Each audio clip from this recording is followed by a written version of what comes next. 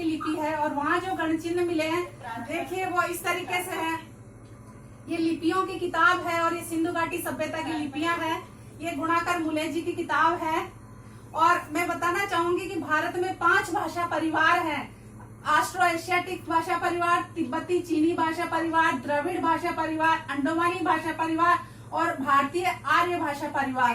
इन 5 भाषा परिवारों में आदिवासियों की भाषा है, जबकि संस्कृत या हिंदी या जो आर्यन जो भाषा है वो सिर्फ भारतीय आर्य भाषा परिवार की भाषा है। जबकि इन 5 भाषा परिवारों में आदिवासियों की भाषा का मिलना ये पूरा संकेत है कि सिंधु घाटी सभ्यता आदिवासियों की ही सभ्यता थी। इसीलिए पूरे भारत में 5 भाषा परिवार में आदिवासियों की भाषाएं आज भी अपने मूल रूप में लिखित या मौखिक रूप में जीवंत है, हर प्रदेश में अपनी संस्कृति, अपनी सभ्यता और अपने इतिहास के साथ। सर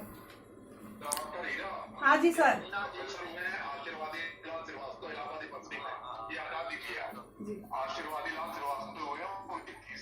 नहीं सर, मोतीरावन कंगाली है उनका नाम। और ये गुणाकर मुले जी की लिपियों वाली किताब है, इसमें भी लिखा हुआ सर।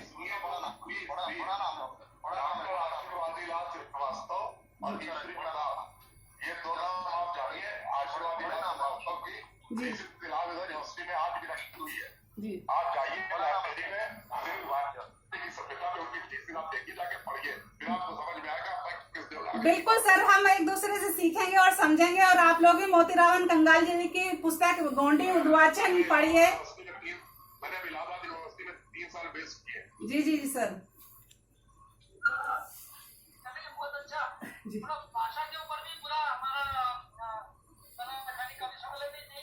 जी जी अच्छा बहस हो गई। बहुत बढ़िया सर। जब 80% जो शब्द जो है यहाँ की द्रविड़ियन लैंग्वेज के ऑस्ट्रिक लैंग्वेज के हैं, तो संस्कृत में तो 20% ही है। बिल्कुल वहाँ का सही है सर, बिल्कुल सही बोल रहे हैं आप।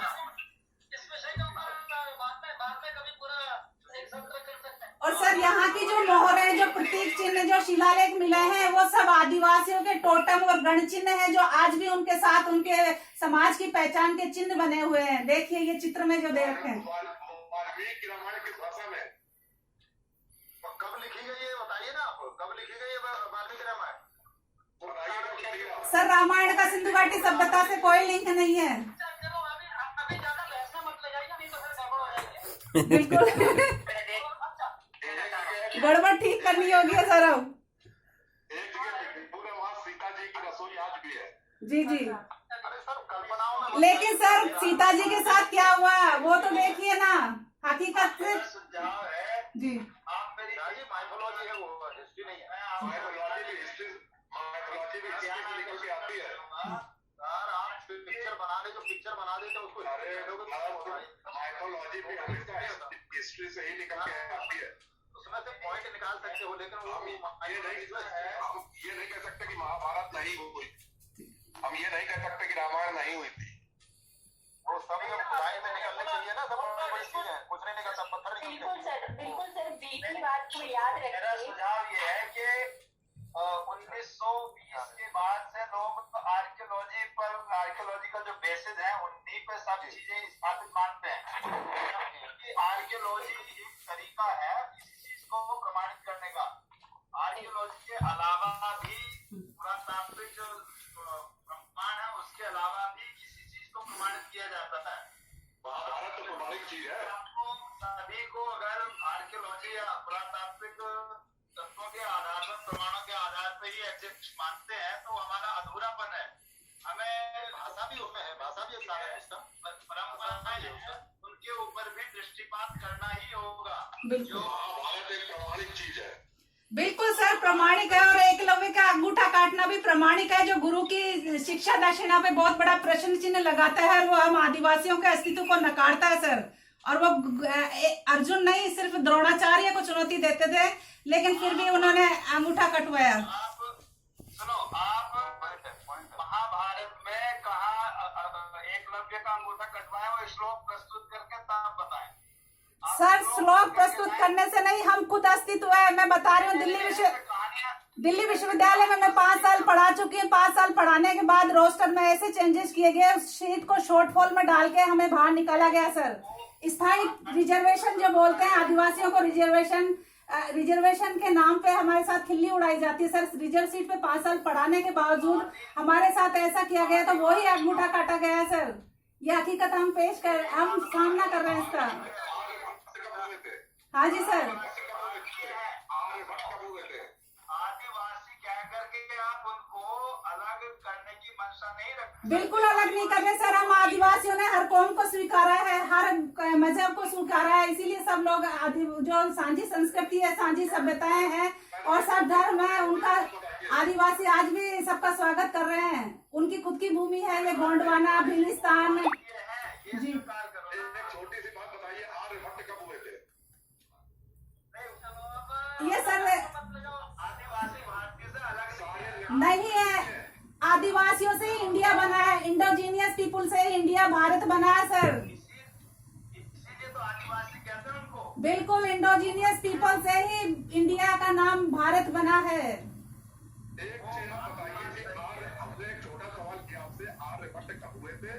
और आज भी जितनी ग्रहण की सारी वो सब उनके हिसाब से चल रही, नासा आज तक उसके खिलाफ कुछ नहीं निकाल पाया। सर जो खेती बाड़ी कर रहे हैं उनसे आपका और हमारा पेट भर रहा है, जो पेड़ पौधे ऑक्सीजन दे रहे हैं उनसे हमारी सांसें चल रही है, जो पहाड़ों से जल बरस रहा है, बारिश से, उससे हमारा जीवन चल रहा है। इससे बड़ा कोई सच नहीं है। बाकी विज्ञान और साइंस अपनी जगह है। अगर ये और चीजें सच होती तो आज आप और हम कमरे में बंद होके ये कोरोना काल की ये मीटिंग नहीं करते, हम बाहर रहते सबके साथ मिलजुल के। अगर इनमें सब में कल्पनाओं में आदर्शों में या अध्यात्मों में सच्चाई होती तो आज हम बंद कमरे में ये मीटिंग नहीं करते, हम खुले आसमान के नीचे सब एक दूसरे से मिलते सर। ये सच्चाई है। हाँ जी सर। पानी भी तो आर्यभट्ट के हिसाब से आज बरस रहा है। सर वो तो प्रकृति है, प्रकृति का अनुपम वरदान है। जल, वायु, आकाश, पृथ्वी, अग्नि, जल, ये सब हमारे लिए निःशुल्क है, इसीलिए है निःशुल्क। आपको एक अलग सेशन चाहिए। जी सर। इसमें आप दोनों सारे काम इसी सेशन में मत करो, अभी कब से मिलने का काम हुआ है। Okay sir. मेरा सुझाव ये है, आदिवासी और भारतीय लोग अलग अलग नहीं है। नहीं है सर, मैं तो ये कह रही हूँ आदिवासियों ने सबको स्वीकारा है, इसीलिए भारत का नाम इंडिया जो रखा है इंडोजीनियस पीपुल के नाम से ही रखा गया सर। और इसको सबको स्वीकारना होगा सर। गोंडवाना आदिवासियों का था, भिलिस्तान आदिवासियों का था, नॉर्थ ईस्ट आदिवासियों का है आज भी। और अनुसूची 5 और 6 में जो राज्य है वो खुद आदिवासियों की अपनी धरती वाले राज्य हैं सर। ये संविधान में आप लोगों ने पढ़ा होगा। एक 5 मिनट में इसका व्याख्यान नहीं हो सकता है। जी जी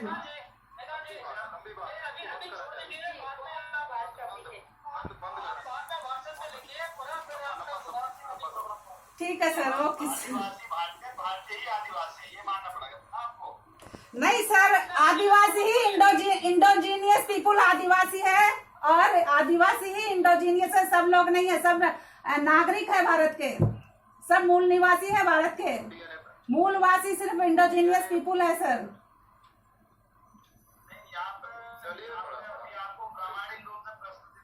मैं खुद हूँ सर इसका प्रमाण, मैं खुद हूँ। मैं खुद इंडोजीनियस पीपुल हूँ, मैं आदिवासी हूँ। मैं हीरा मीणा और राजस्थान की हूँ। राजस्थान की सबसे बड़ी आदिवासी आबादी है मीणा है, जो पूरे भारत में 5वें स्थान पे है और राजस्थान में पहले स्थान पे है। राजस्थान में आप कहाँ से हैं? मैं जयपुर से हूँ सर।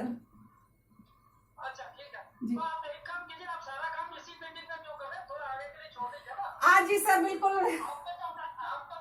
आपने तो अपने इनवाइट भी नहीं किया था। नहीं सर, ये सब कुछ मेरे पास था और सर ने बात शुरू की सिंधु घाटी सभ्यता से, इसलिए बताना पड़ा सर। अभी बंद कर सकते। बिल्कुल सर। अच्छी बात है। जी बिल्कुल बिल्कुल। बातें सुनेंगे ना। बहुत बहुत शुक्रिया आप सभी का।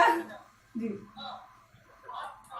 आप डिबेटर हो, लेकिन जरा मतलब थोड़ा सा धीरे धीरे चलिए ना। वो सर समय की कमी बता।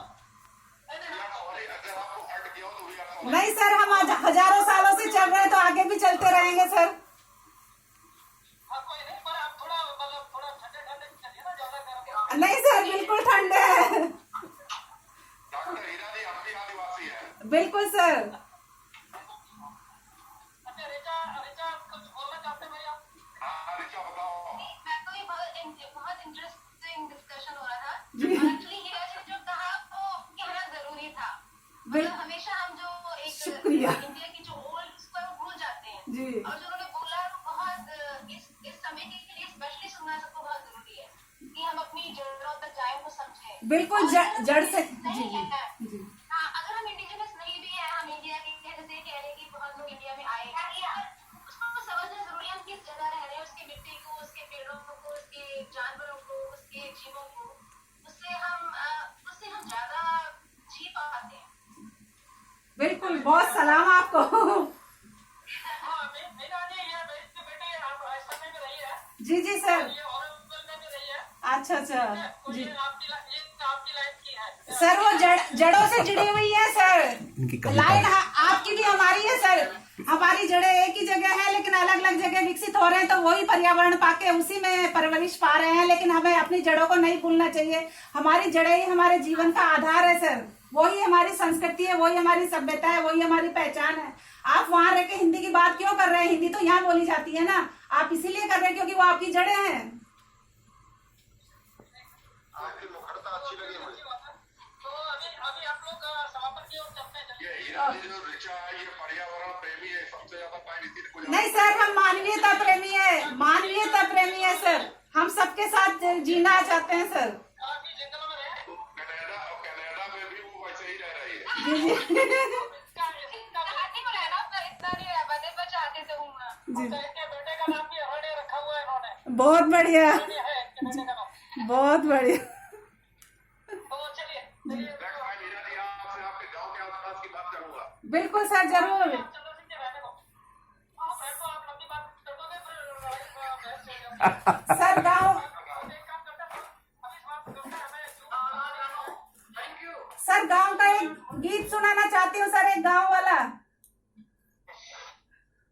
छोटा सा गांव की मिट्टी की महक आ जाएगी सर आप सभी को वहाँ विदेश में बैठ के। बिल्कुल छोटा, ज्यादा बड़ा नहीं है। कविता सुनाइए। हाँ जी बिल्कुल कविता सुनाइए।